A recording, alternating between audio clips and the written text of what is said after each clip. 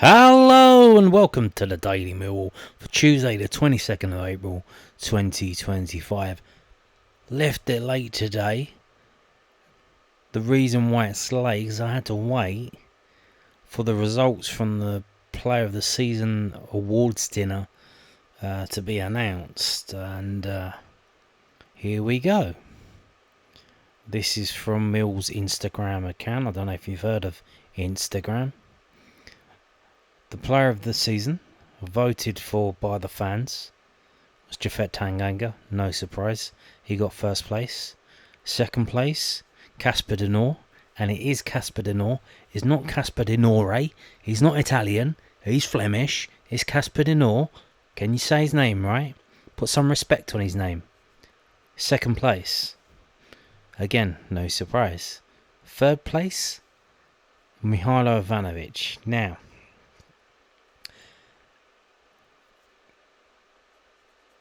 obviously, they decided to withdraw Liam Roberts. I imagine that he was heading for third place, but he decided that he didn't want to be involved in all of that stuff, which is understandable. But then, I guess it's for the wrong reasons. Let's say he does come back next season. Obviously, we don't know what's going on behind the scenes, but let's say he does come back. And he's gonna. He may very well be the number one because Lucas Jensen is going to be out for a while. And what if his performances warrant being voted for Player of the Season next season? At the end of next season. Hopefully, that'll all work out, but we don't know. Now, obviously, I can't click on it because I don't have an Instagram account. You see, it says login. I don't have an Instagram account. I'm not cool enough. I am a ugly, fat bastard. And boring as well. I forgot to say boring.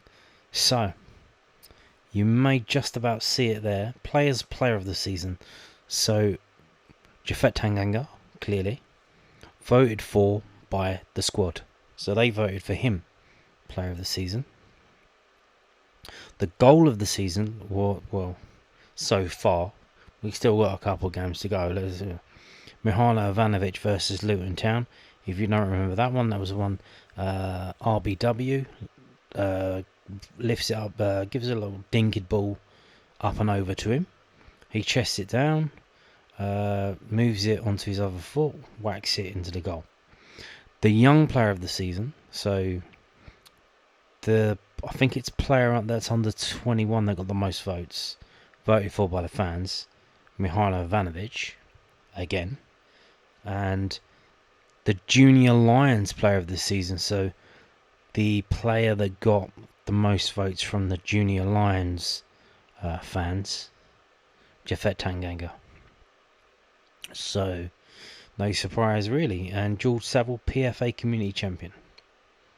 And Chairman's unsung hero, Katie Bassett. Obviously, I don't really know what that's about. We do have little on X. There is little stories and whatnot, but I imagine tomorrow we'll get more details in the write-up on the OS. But yeah, Player of the Season. There you go. 1, 2, 3, and then other categories. It's Tanganga and Ivanovic, which is no surprise. No surprise at all. Now, there was a weird rumour going around on that internet that because Burnley got promoted, that the fee for Flemming was now going to go up to 10 million. Yeah, that's not true. This is from londonnewsonline.co.uk.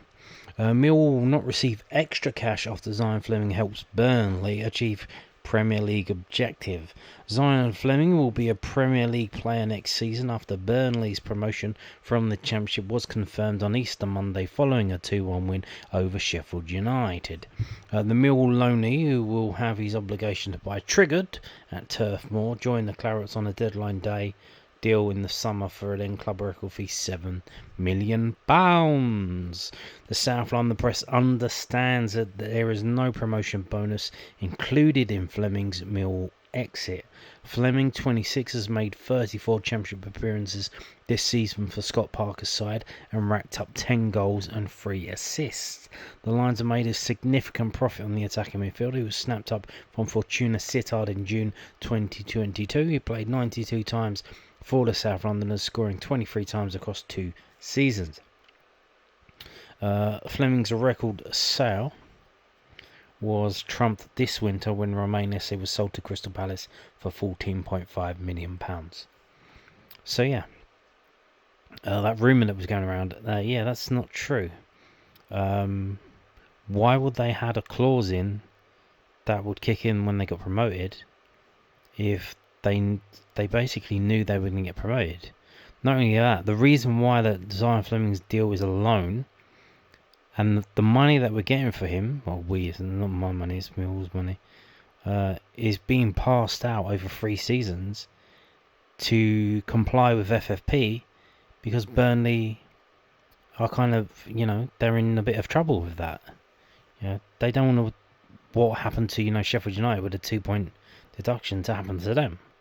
So they structured this deal where it could be factored into the FFP.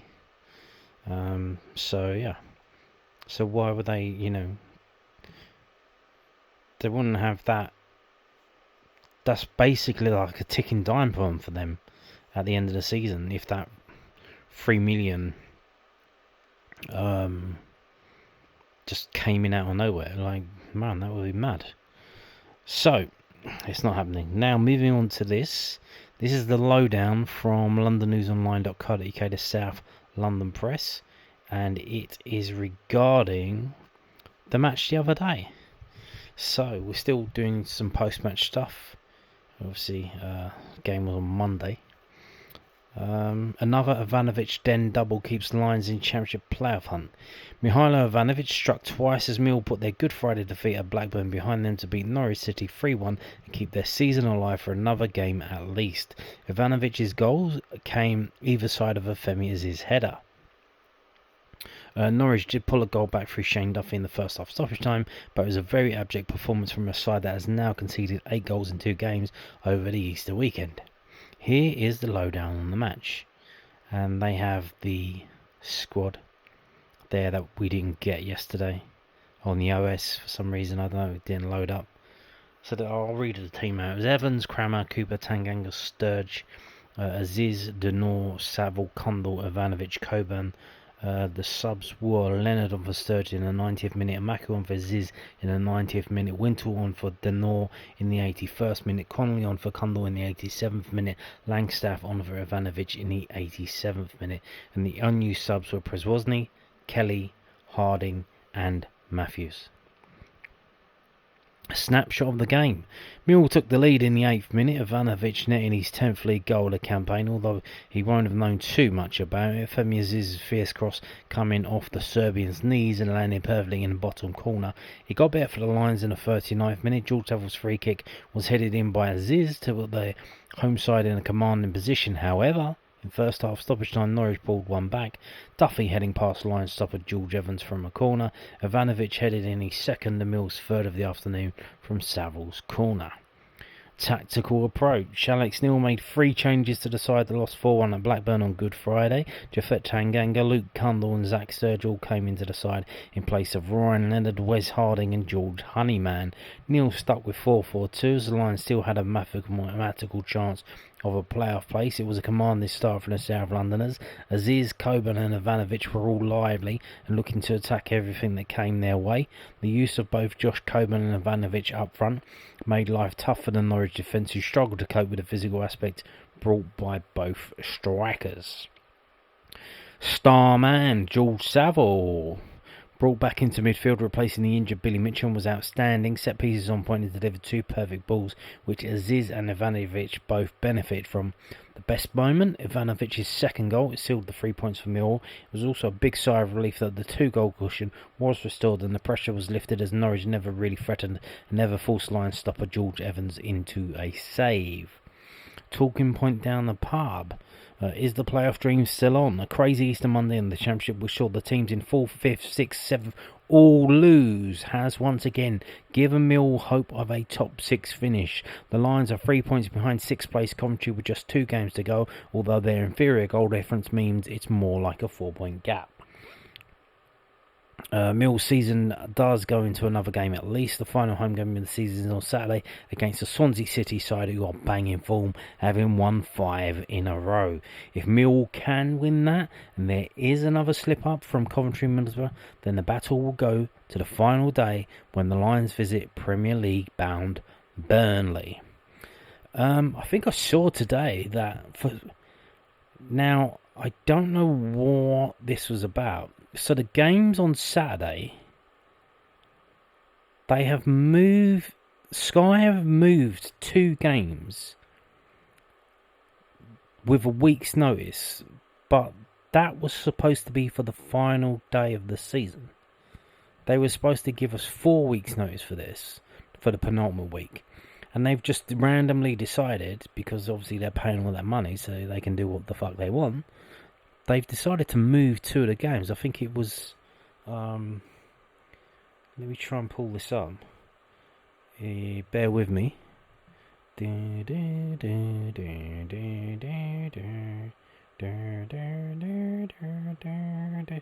So yeah, they moved QPR Burnley and Luton Town Coventry to kick off at 12:30 on this Saturday.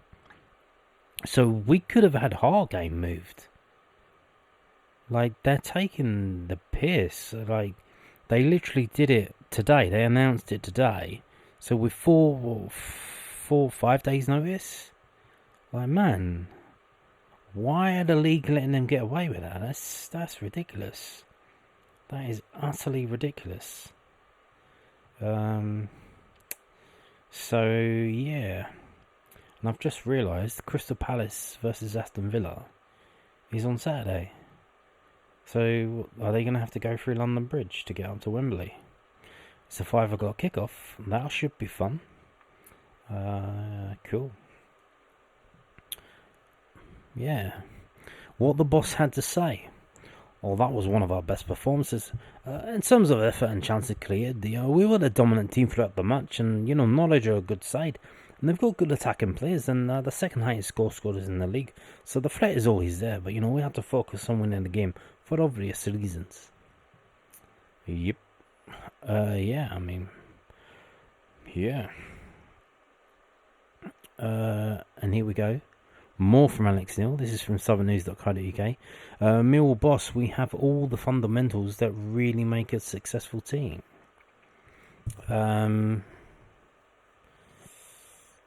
We have far too many injuries. We have far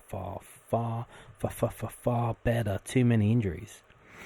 Mill boss Alex Neil said it was a privilege to coach his players and thinks they have all the fundamentals that really make a successful team after they beat Norwich City 3-1 yesterday to keep the playoff hopes alive. The Lions were deserved winners against the Canaries yesterday and put in a much improved performance compared to their 4-1 loss away to Blackburn Rovers on Friday, April the 18th.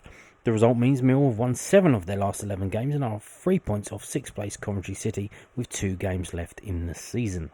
Neil praised his side for their attitude and called them a really brilliant group.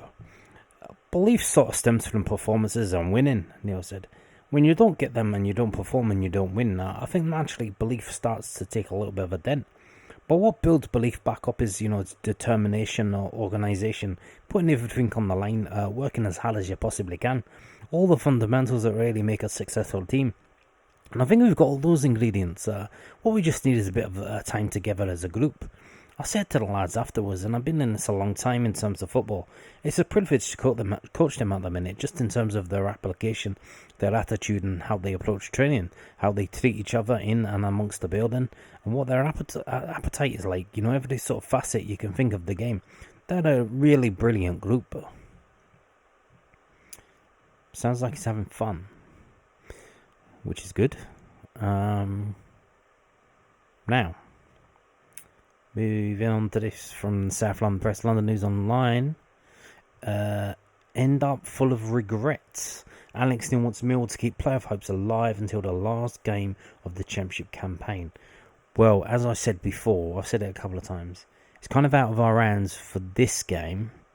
Obviously, we have to win it, but it is possible that if Coventry win and Middlesbrough win, is it Middlesbrough? Who's the other team? No, Bristol City.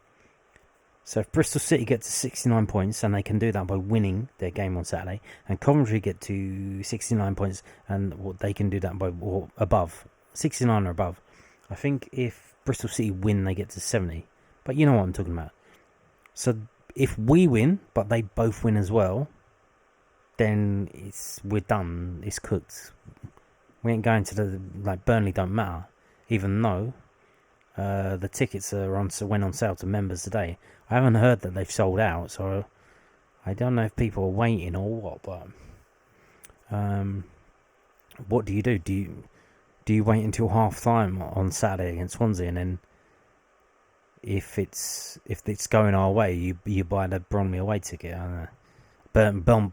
Burnley away ticket. Where were we? Alex Neil is urging his Millwall side to keep their Championship playoff hopes alive. It's alive until the final day of the season after a crucial 3-1 win over his former club Norwich City on Easter Monday. By the way, I don't know if you noticed, we haven't had one of these for a long old time. They sacked their manager today. The day after the game that they lost to Millwall, he got the tin sack, and they put Jack Wilshere in charge for the last 2 games. So haven't had that for a while. The victory, combined with defeats for Bristol City, Coventry, Middlesbrough and West Brom, has brought the Lions to within 3 points of the top 6 with 2 matches remaining. However, Mill's inferior goal difference means their margin for error is pretty much non-existent. Monday's result marked Mill's 9th win in their last 16 league outings, a run has seen them make a late charge for the playoffs. And we've already heard some of this, but I'll repeat it. Belief stems from performances and winning, said Neil. When you don't get results, belief naturally takes a bit of a dent. But what really builds it is, determination, organisation, and putting everything on the line. Working as hard as you possibly can. And all the fundamentals that make a successful team. I think we've got all of them. What I think we need is time together as a group. I said to the lads afterwards, I've been involved in football a long time, and it's a privilege to coach them right now. Their application, the way they approach training and how they treat each other. It's a brilliant group. Mill now face a red-hot Swansea side on Saturday with the Welsh club on a 5-game winning streak. They then close out their season away at already promoted Burnley, who may still be in contention for the Championship title when the two teams meet on May the 3rd. Despite the uphill challenge, Neil remains optimistic. When you see a lot has to happen, a lot happened today. If the other results didn't go our way, our win wouldn't have meant anything. But they did. And some of the teams above us still have to play each other. Coventry, Middlesbrough. So if we can go and win the next game and take it to the last day, anything can happen. What we can't do is approach a game lightly and end up full of regret if everything went our way. It was interesting at half time. I was told that all the other results were going our way, and it was swirling in my head whether to tell the players or not. In the end, I did, because if I were a player, I'd want to know what was riding on the game, and I told them just before they went out for the second half, and you could see the determination and hunger they had to get across the line. There you go. But again, so this line. What we can't do is approach a game lightly and end up full of regret if everything went our way. This is how I feel about getting in an emergency goalkeeper on loan. Everyone says, "Oh, George Evans, didn't he do well?" He didn't have anything to do because the defence was solid and Norwich won and all that. Swansea is going to be a different ball game. So again, I don't want to be full of regret because we didn't bring a goalkeeper in and we end up shipping a load of goals and then the other results go our way and we fuck it up. You understand?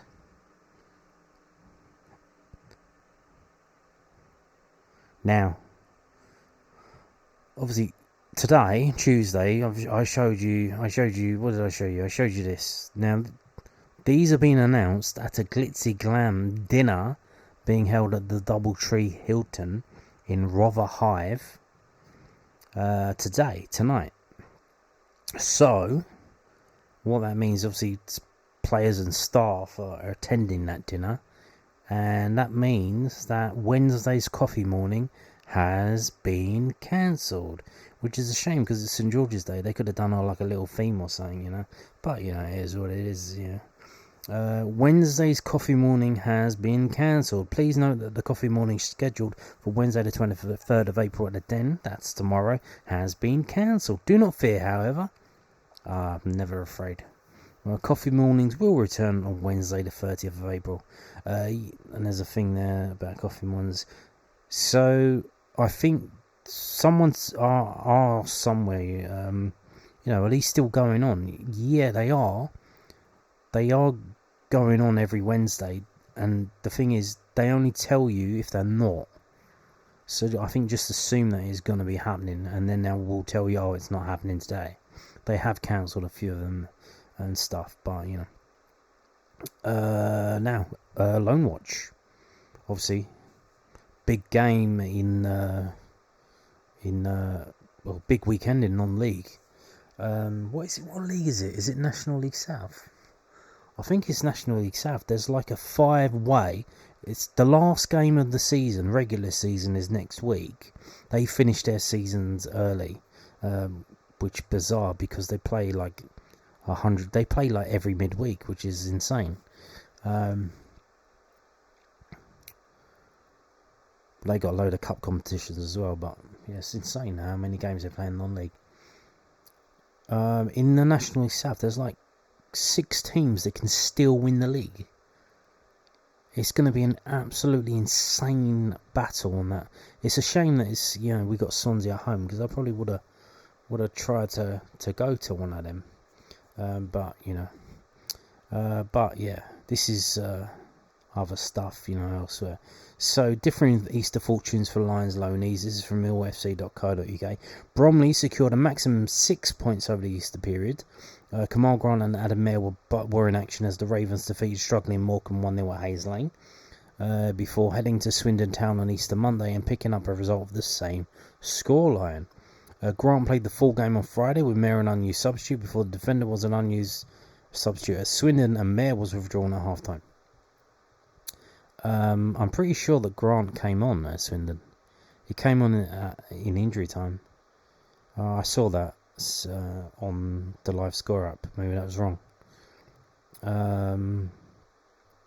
Elsewhere, Kevin Nisbet and Aberdeen made the Scottish Cup final with a 2-1 after extra time win over Hearts at Hampden Park, and I believe he played the whole game.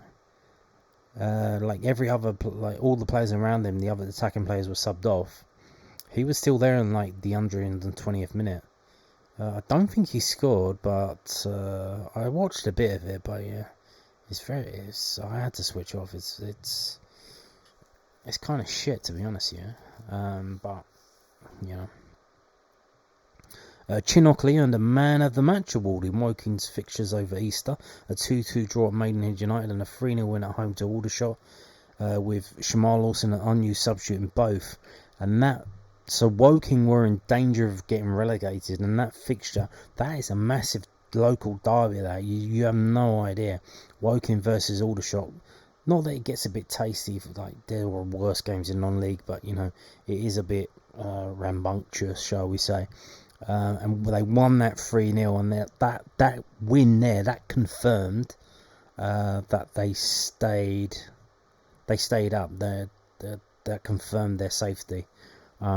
Interesting, former Millwall youngster Dan Moss, remember him? He scored one of the goals there. So, with Tom Lee was absent from Mason United's 4-0 win at relegated Welling United and the 1-1 draw home draw with Tonbridge Angels. Yeah. So what was that about? Is he injured? It doesn't say he's injured. Don't know what that was about. Maybe the manager's trying to assess the players that he's got in terms of giving them new contracts. I don't know. They are going to be in the playoffs, I think. So Mason United.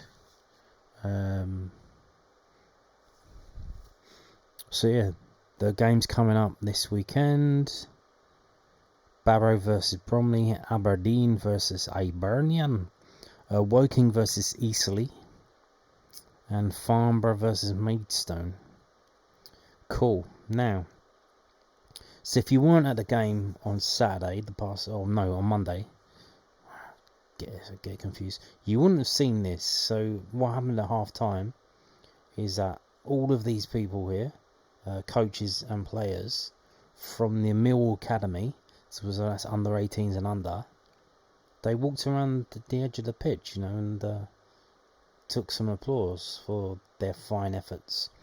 So yeah, Millwall Football Club's academy was showcased during the Lions' win over Norwich City on Monday afternoon. At half-time of the first team's 3-1 championship win, players and staff from the under-9s and the under-18 sides were paraded around the pitch in celebration of the academy's achievements this season and to recognise the hard work that goes on behind the scenes. They watched the academy goalkeeper George Evans make his debut after his first start for the first team coming on Good Friday. The players and staff also gathered pitchside for a group photo, which can be seen with the gallery below. Yep. There you go. Fantastic stuff. Obviously, they're all there watching the game. Probably some with their parents as well. Almost certainly. But yeah. And,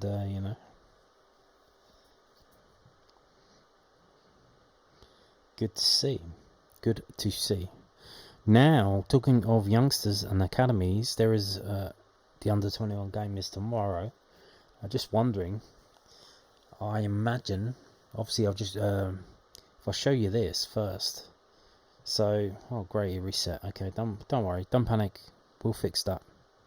So this is the table as it looks now. Now you may notice Bournemouth are now in second. Yeah, they played their game in hand, and what a game in hand it was. If we click on that, it's this one. They beat Ipswich 7-0. 7-0. Wow. So, and there were other games today, but no, I don't think any of them affect us directly. It may be the Sheffield United, I think, have confirmed that they're going to be finishing first in the Northern Division. So it is very tight up there, very tight. We've got Millwall under-21s top of the table, 28 games played, 59 points. Bournemouth 28 games played, 58 points. They've got a good goal difference as well. So if it comes level on points, it could come down to goal difference. And then in third place is Brentford with 28 games played, 58 points. So they're third on goal difference. And then you've got Charlton. They've played a game extra than those three. And they've got the better goal difference because they scored 81 goals, which is insane.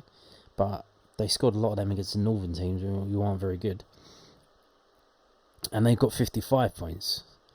So I believe that there's 3 games left to play for Millwall. So that would be 31? So it goes up to 31 games. So yeah, and I think obviously you got the first team squad. I don't know if they're training on Wednesday. I don't know how strong a team that Millwall are going to put out for this. It might be a case of some of the under-18s having to perform and dig in and try and get the result. But it is what it is. You got to do what you got to do. So Millwall under-21s take on Bristol City at the Robbins High Performance Centre in the Professional Development League on Wednesday afternoon. Kick-off is apparently at 2 p.m. Not 1 p.m. according to Bristol City.